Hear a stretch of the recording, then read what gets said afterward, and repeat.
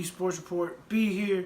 We're gonna do a little bit of we're gonna talk a little bit about the Louisville hiring a new basketball coach. And since I'm late on it now, I'm going to go ahead and talk about Louisville's loss to Mississippi State in the Final Four, making history. We'll talk about that when we get back. When I get to it, we're also going to talk about Kentucky's devastating loss to Kansas State in the NCAA tournament, men's tournament. And then we're going to bring up a little bit of spring football. So I'm going to get started with one big thing around, and that is UK's men's basketball. Devastating loss to Kansas State. What really hurts is that Kansas State just sucks. They beat us. Ain't much I can say about that. You can't say you can't say nothing about the fouls, because the fouls go both ways. There were 51 fouls called in that game. The average for all the other games are like 32. This is combined. But there was terrible calls on both ends, both sides. You say what you want to say, but me personally, and I'm going to end it right here. It's Coach Cal. His time's up at Kentucky. It's time for him to go. He can get you ready for the NBA. He can recruit you, but he's not a basketball coach. He's not a bench coach. That dude he's overpaid, and it's time for him to go. He can go on somewhere with that stuff. I'm done with him. We've had way too many good teams to keep losing like we have been, and it's time. That's all it is. It boils down to. It's time for him to go. We got three. I can name 3 different times we could have won a championship, but he blew it in the Sweet 16 or the Elite 8 or in the Final Four or even the championship game. He's not an X and O coach. He's not. He'll develop you, and he'll get you to the NBA. That's it. And he'll get you on campus. What good is it to have a coach, good recruits, if our coach can't coach? It's just time for him to go. See you. Have a nice day. Peace. Please go back to UMass or wherever else you want to cheat at. Just be gone. You're unwelcome here in Kentucky. I didn't really want to have to say all that, but it's came down to it. And it's apparent that he's not an X and O coach. But I'm done with that. I think Shea Gilgeous-Alexander is gone. Kevin Knox probably will be gone, even though there is a rumor out saying that there's a very good chance that he returns.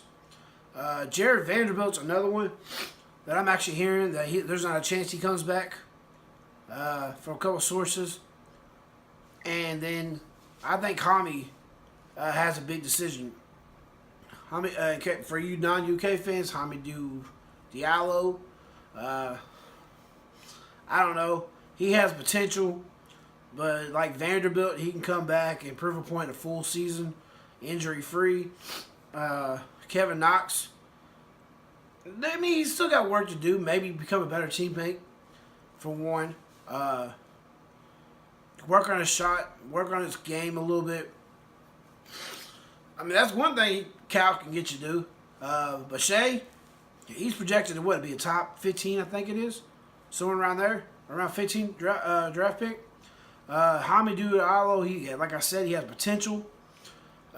He has athleticism.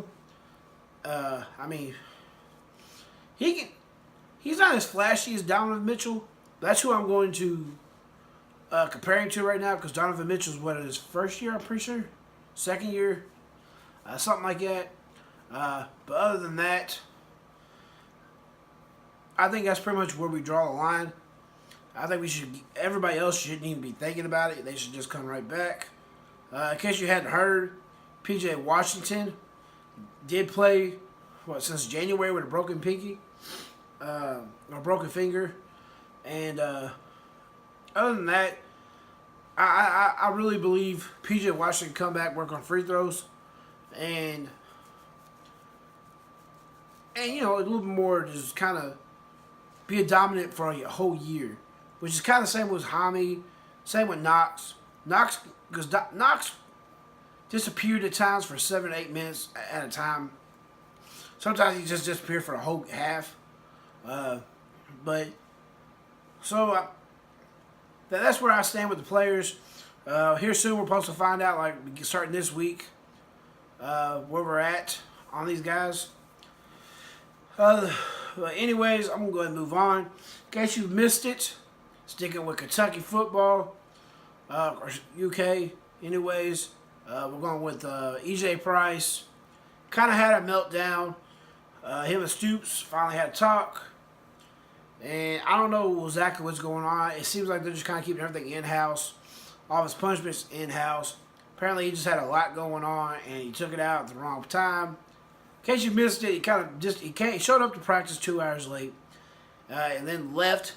Kind of blew up and left practice. Nobody knew where he was at. And started tweeting out a bunch of bad tweets about UK. How coaching staff's overpaid. Certain coaches were drinking protein shakes out of milk cartons or something. Pretty much telling recruits and their parents not to come to Kentucky. I mean, it just went on and on. So I don't know exactly what all was going on. But with Stoops, is giving him another chance like he has with Jordan Jones and Denzel Ware. I won't say Washington, but Ware. And we'll just see how it goes.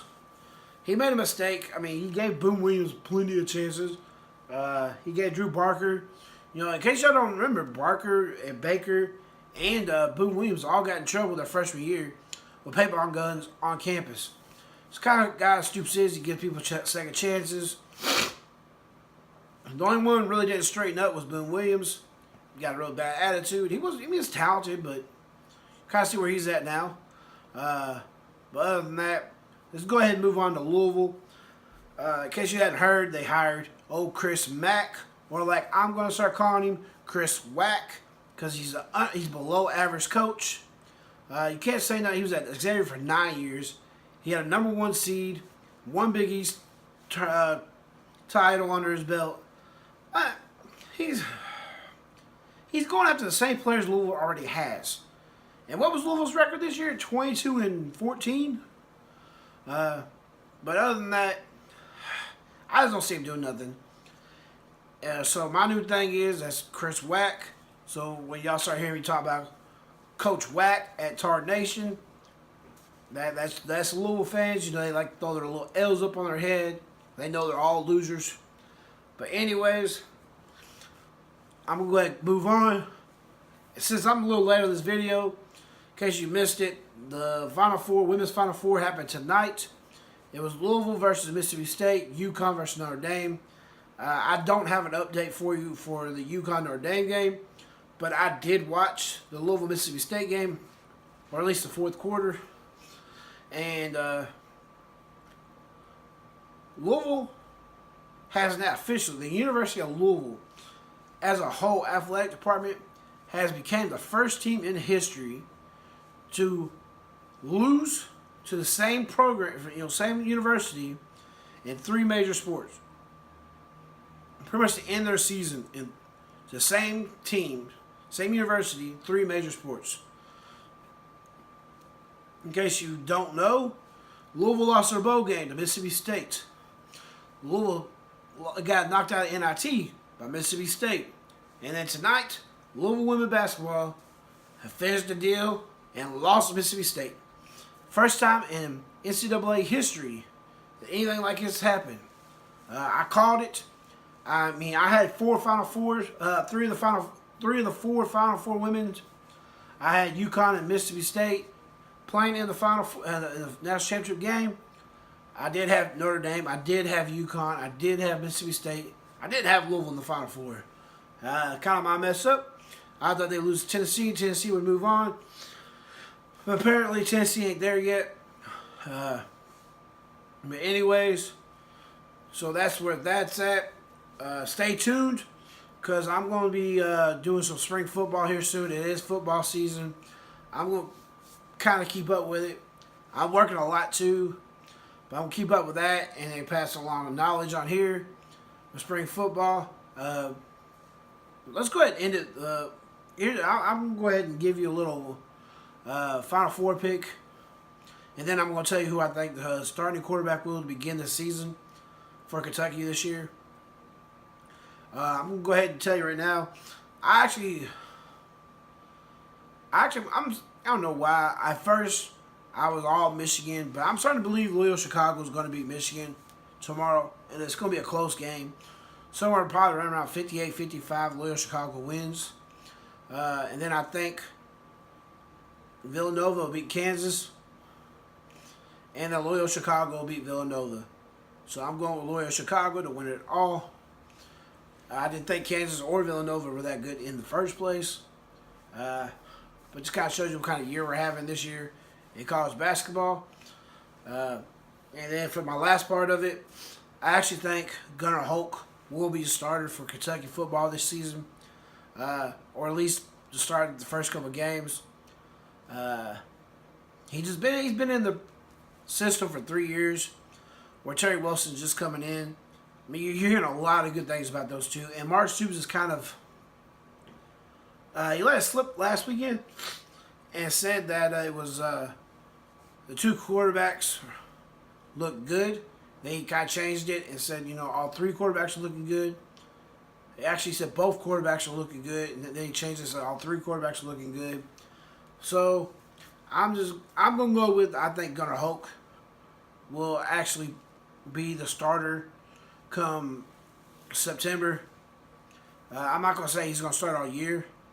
I think we might rotate a dual, two quarterbacks in and out.